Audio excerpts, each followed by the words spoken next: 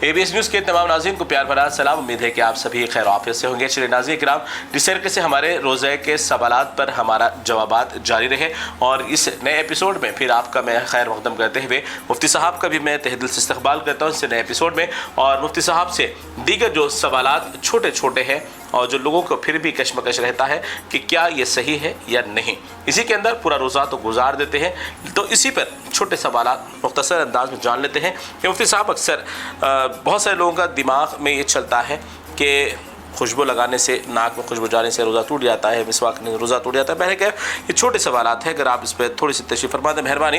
क्या रोज़े में गुस्ल करना है सही है? रोज़े में खुशबू लगाना, रोज़े में सुरमा लगाना, रोज़े में मिसवाक करना, ये तमाम चीज़ें कैसे हैं? बिस्मिल्लाहिर्रहमानिर्रहीम। जैसे आपने कहा कि ये ऐसे सवाल हैं जो हर दिन आदमी के जहन में कहीं ना कहीं चलते पैदा होते ही जाते जी। हैं। पहला सवाल जैसे आपने कहा कि रोज़े के दरमियान खुशबू लगाना जायज़ है या ना जायज़ है, तो रोज़े के दौरान खुशबू लगा सकते हैं, इसमें कोई ख़बाहत नहीं है। हाँ, कुछ अख़वाल ऐसे मिलते हैं कि इससे एहतियात करें तो बेहतर है, लेकिन उमूम के साथ इमाम आज़म अबू हनीफ़ा रहमतुल्लाह अलैह के पास, इमाम शाफ़ई, इमाम अहमद बिन हम्बल और इमाम मालिक, इस सब के पास आपको इजाज़त मिलती है कि आप रोज़े के दरमियान खुशबू लगा सकते हैं, लेकिन खुशबू ऐसी ना हो कि जो हलक़ के नीचे चले जाए। ऐसी खुशबू लगाना या आप उसको इतना ज़्यादा कसरत से लगा रहे हैं कि उसको हलक़ के नीचे चली जा रही है, या उसका असर या उसके जो ज़र्रात है हलक़ के नीचे जा रहे हैं, इससे परहेज़ करने की ज़रूरत है। खुशबू हम जिस्म पर लगाते हैं तो खुशबू लगाना जायज़ है। उसी तरह रोज़े के दौरान तेल लगाना ये भी जायज़ है। रोज़े के दौरान नाखून तराशना ये भी जायज़ है। रोज़े के दौरान अपने बाल तराशवाना ये भी जायज़ है। रोज़े के दौरान गुस्ल करना ये भी जायज़ है।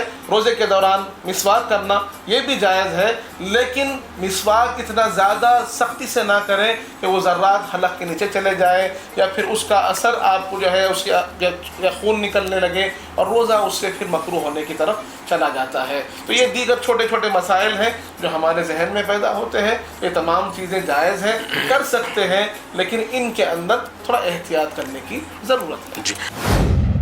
एक और अहम सवाल, अक्सर बहुत सारे लोगों को हालत नींद में गुस्ल की हाजत हो जाती है, तो इस तरीके से हालत जनाबत में बहुत सारे लोग सहर कर लेते हैं, तो क्या इस तरीके से सहर हो जाएगा या उनका नहीं?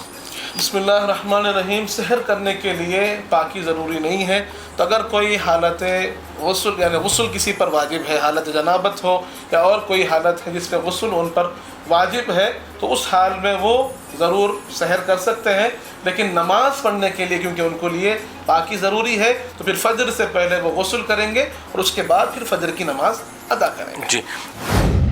एक और अहम सवाल, जिस तरीके से रोज़ा जब इफ़्तार किया जाता है तो बहुत सारे लोग कंफ्यूज हैं कि इफ़्तार की दुआ पहले पढ़नी चाहिए या पहले खाकर इफ़्तार की दुआ पढ़नी चाहिए। बिस्मिल्लाहिर्रहमानिर्रहीम। इसके अंदर लोगों के दरमियान में जो शक है इस वजह से है कि कुछ अइम्मा यानी कुछ उलमा के दरमियान में भी ये इख्तिलाफ जारी है।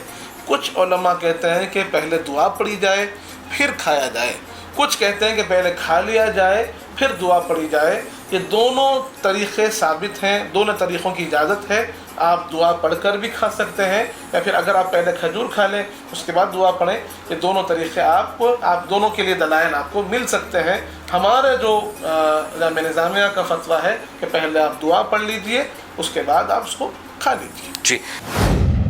एक और सवाल, जिस तरीके से रमज़ान, अब ये तो गर्मा का मौसम में आया रमज़ान, बहुत सारे लोगों के होंठ सूख जाते हैं, हलक़ सूख जाता है, बारहा थूक भी उनमें आने की कैफियत होती है, तो थूक ज़्यादा निकल जाने से उनका हलक़ तर हो जाता है, तो क्या इस तरीके से रोज़ा ख़राब होगा? बिस्मिल्लाहिर्रहमानिर्रहीम। थूक के निकलने से रोज़ा ख़राब नहीं होता, अलबत्ता ये समझाया गया है कि थूक को जमा करना और थूक को जमा कर कर अपनी प्यास की शिद्दत को दूर करने की गर्ज से इसको जमा कर कर निकलना, ये रोज़े की कराहत की तरफ ले जाता है। ऐसे अमल से बचना चाहिए।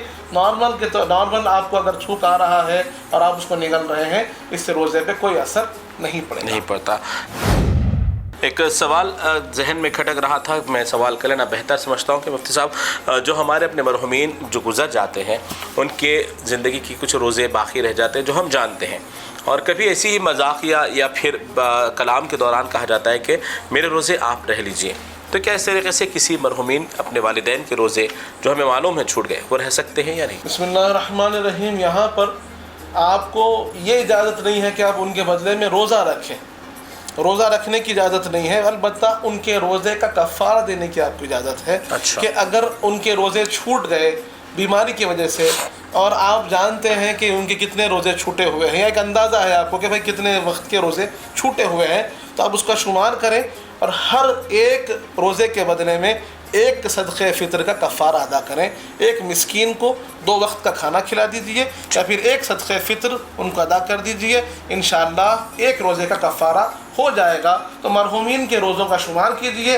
اور اتنے صدقہ فطر مسکین کو، غریب کو دے دیجئے، انشاءاللہ اللہ ان کے روزوں کو قبول کر لے، ان کے کفارے کو قبول کرے گا اور اللہ ان کے درجات کو بلند فرمائے۔ روزے کا کفارہ کیا ہے؟ جیسے میں نے عرض کیا کہ کفارہ روزے کا یہ ہے کہ ایک صدقہ فطر، ایک صدقہ فطر کا مطلب ہوتا ہے 1.25 کلو گیہوں یا پھر اس کے مماثل قیمت، یا پھر اس کے دیگر اور بھی جو ہے الگ الگ طریقے بتائے گئے ہیں، لیکن جو رائج طریقہ ہمارے پاس ہے کہ 1.25 کلو گیہوں احناف کے پاس دینا ہے، اور امام شافعی اور امام احمد بن حنبل کے پاس آپ کو 2.5 کلو گیہوں یا اس کی قیمت کسی غریب مسکین مستحق کو دینی ہے، تو انشاءاللہ کفارہ ادا ہو جائے گا۔ ایک روزے کے بدلے میں ایک مسکین کو 2 ٹائم کا کھانا کھلائیے یا پھر ایک صدقہ فطر کا کفارہ ادا کیجیے۔